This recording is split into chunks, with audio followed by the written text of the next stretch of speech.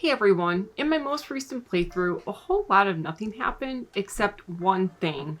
Rather than editing the video in a linear fashion, which would just be boring, I'm going to tell you the story of what the heck drove me to blow up my base and relocate to this lovely spot. Today's story is interwoven with awareness of my own building flaws and something we can all relate to. So stick around to the end and let me know how you relate. The day began with travels to the golf course base. Basically, I've been wanting to do an episode where I just work on my defenses, and I thought this base would be a good place to start. I could showcase the new hokey pokey traps and see what the electric fences were all about. I was placing some logs along my defensive wall when, unbeknownst to me, this guy showed up. Of course, I didn't see him at the time. I kept working on my wall, and then at some point I took a break and grabbed a snack. As I walked to my base, I can't even remember why I was approaching my base in the first place, but I started to hear the familiar noise of a cannibal wreaking havoc somewhere. And then, mid-sip of my Kelvin special, this happened. No! No! I was gobsmacked, then enraged, thinking of all the hours it would take to fix what had just happened. So I pulled out my skull club and began to beat this cannibal to a pulp. You may be thinking, gee Heather, why don't you just load your last save and act like nothing happened? I didn't want to. I couldn't remember the last time I saved, and too much stuff was accomplished between this cannibal destroying a portion of my base and the last save. It just wasn't an option for me. So I picked up the pieces and began to rebuild. This is where the building mechanics broke me. You see, when I initially built this base, the stones were a recent update and I was still learning how to build with them.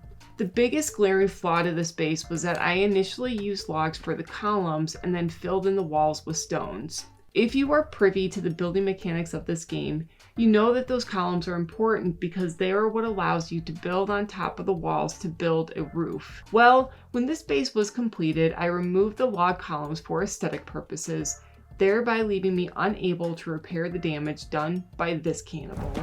That's a really long-winded way to say it's all my fault. It increasingly became clear that this wasn't an easy fix, and it took hours for me to concede that I was basically rebuilding the base in place piece by piece.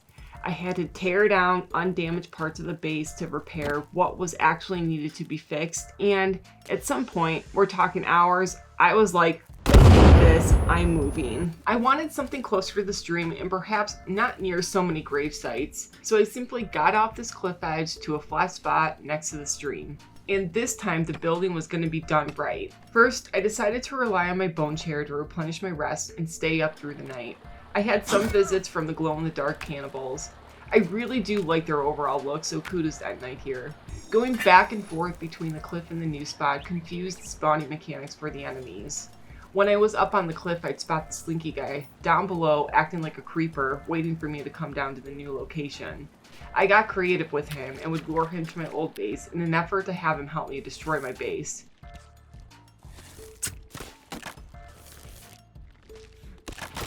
Through this, I found out just how robust the stones were. Like, how is he hardly doing any damage? How is it that this guy was able to destroy my base with a bone weapon, but the slinky mutant is hardly doing any damage at all? I had some horde stop by.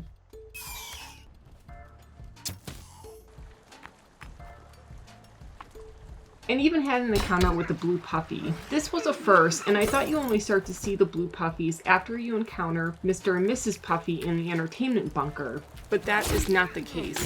They just spawn at a lower frequency. But through all of that, I persevered and built this base. I built it out of stone again, as they have proven to withstand more damage, and I could redeem myself for the poor building skills of the last base. It's a little smaller than the original base, but it has what I need. All that is needed now are some restocked shelves because I blew through the resources I had stored at the original base. If you stuck around to hear this tale, please tell me your story of how an enemy destroyed your base. Is it as lame of a story as mine? I know we all can relate to this. I really do appreciate that you gave this a listen, and I look forward to feeling comforted by the stories in the comment section. Do me a favor and decapitate the like button and subscribe if you want to hear more from me. In the next episode, we'll resume with the playthrough and move on to the shovel cave. My name is Heather, and thank you for letting me put my game on for you. We'll see you in the next one. Bye!